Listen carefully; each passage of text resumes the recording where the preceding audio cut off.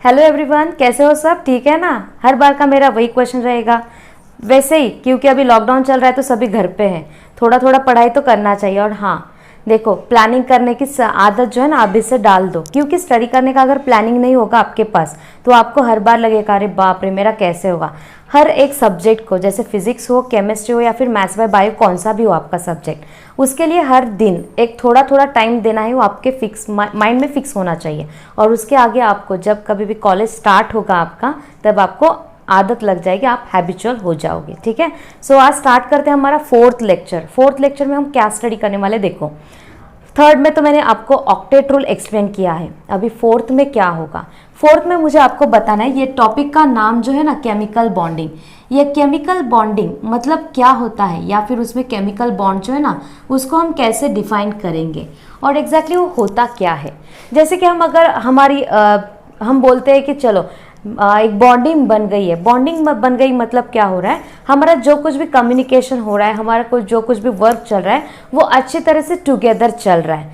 We are accepting those are minor mistakes और those are problems are there, like that here also. अगर हम atom consider करते हैं तो एटम क्या करते हैं, एक दूसरे को होल्ड करते हैं, और उसके लिए उनको क्या होना चाहिए, तो उसके लिए उनको चाहिए इलेक्ट्रोस्टैटिक अट्रैक्शन। जैसे कि देखो, अगर किसी के साथ हमारा रिश्ता अच्छे से रखना है, जैसे कि दो फ्रेंड्स भी हो, अगर दो फ्रेंड्स में रिलेशन अच्छा होना है मतलब क्या होना चाहिए, उन्होंने एक दूसरे के लिए केयर करना चाहिए, टच में रहना चाहिए, इतना ही है। वैसे ही यहाँ पे अगर एटम एक दूसरे के साथ होल्ड होते हैं, मतलब एक साथ टुगेदर रहते हैं, तो उनके पास क्या होता है, तो इलेक्ट्रोस्टैटिक अट्रैक्शन होता है। अभी देखो मैं आपको डेफिनेशन बता देती हूँ केमिकल बॉन्ड की। What is mean by that chemical bond? Electrostatic, what is the definition?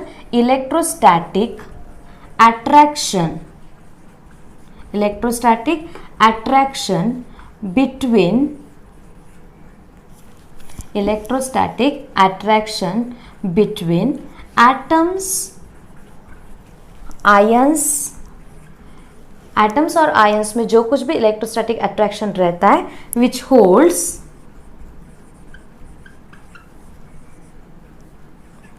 Together, उनको क्या करता है, वो टुगेदर रखता है, जिसको हम बोलते हैं केमिकल बॉन्ड।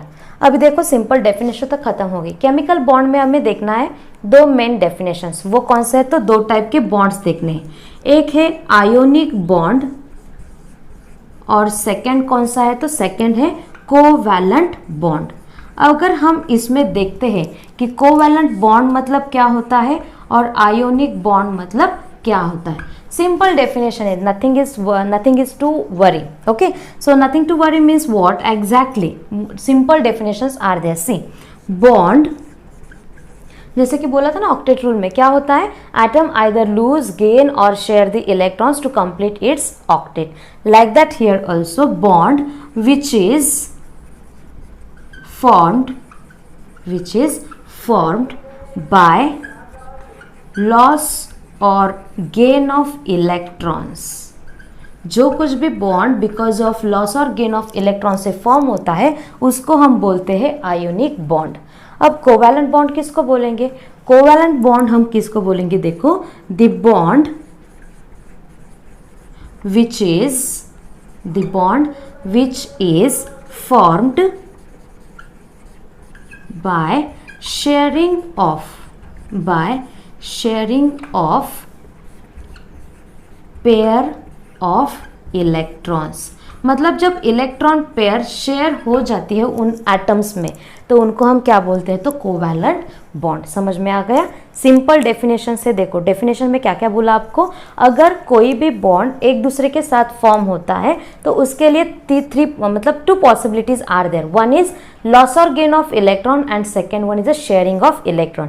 जिस बॉन्ड फॉर्मेशन में लॉस और गेन ऑफ इलेक्ट्रॉन होता है उसको बोलते हैं हम आयोनिक बॉन्ड, और जिस बॉन्ड फॉर्मेशन में इलेक्ट्रॉन की शेयरिंग हो जाती है, मतलब मेरा भी एक इलेक्ट्रॉन इन्वॉल्व हो जाएगा और दूसरे एक एटम का भी इलेक्ट्रॉन एक इन्वॉल्व हो जाएगा, तो इसके हिसाब से एक बॉन्ड फॉर्म हो जाएगा। ठीक है, इसके लिए अगर हम एग्जाम्पल सोचते हैं तो एग्जाम्पल में आ जाएगा NaCl, जो कि मैंने ऑक्टेट रूल में आपको एक्सप्लेन किया है। सेकेंड वन है CaCl2, थर्ड वन हम बोल सकते हैं MgO।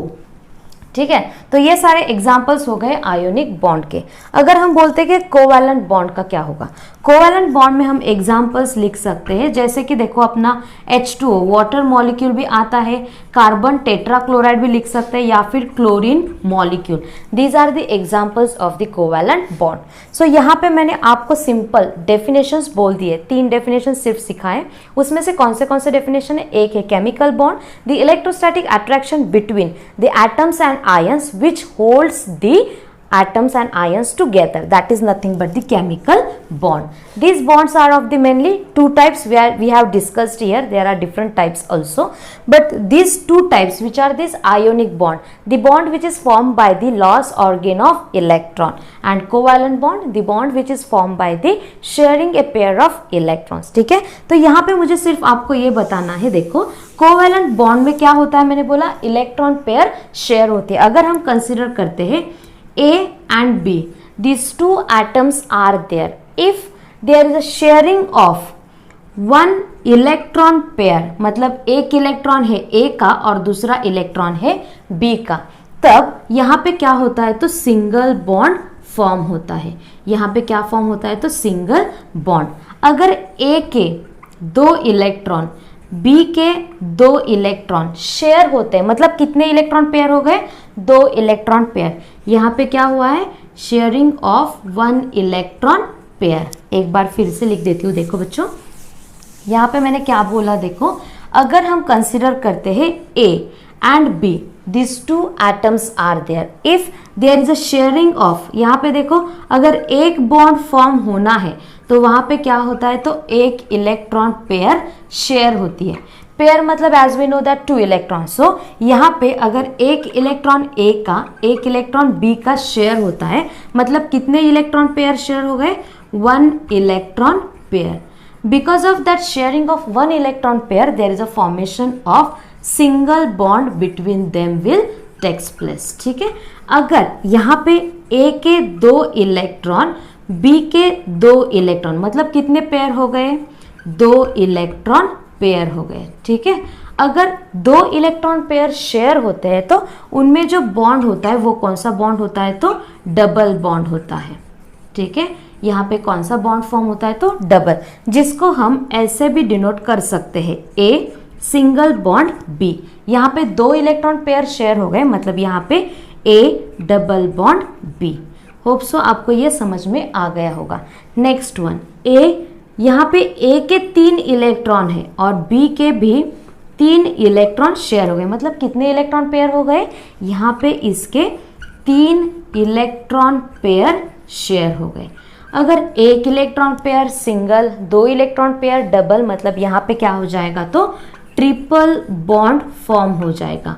कौन सा बॉन्ड हो जाएगा? तो ट्रिपल बॉन्ड। ये ट्रिपल बॉन्ड हम कैसे डिनोट करेंगे? ये डिनोट करेंगे A 1 2 3 लाइन B। समझ में आ गया? यहाँ पे मैंने सिंपली आपको सिर्फ chemical bond, covalent bond, ionic bond की definition and examples I have discuss. In the next lecture we will discuss formation of, यहाँ पे NaCl एक्सप्लेन कर लिया, तो आयोनिक बॉन्ड में से जो कैल्शियम क्लोराइड या फिर ऑक्सीजन मैग्नीशियम ऑक्साइड है उसको डिस्कस करेंगे, और कोवैलेंट बॉन्ड के लिए formation of chlorine we will discuss. Okay, यहाँ पे आपको ये समझ में आ रहा हो तो बहुत अच्छी बात है। देखो बच्चों, एक एक बीट करके आपका ये टॉपिक कंप्लीट हो जाएगा। So please be ready for the study with the only small videos. ठीक है, तो इसके नोट्स भी बनाते जाओ ताकि आपको ईजी जाए। Thank you all of you.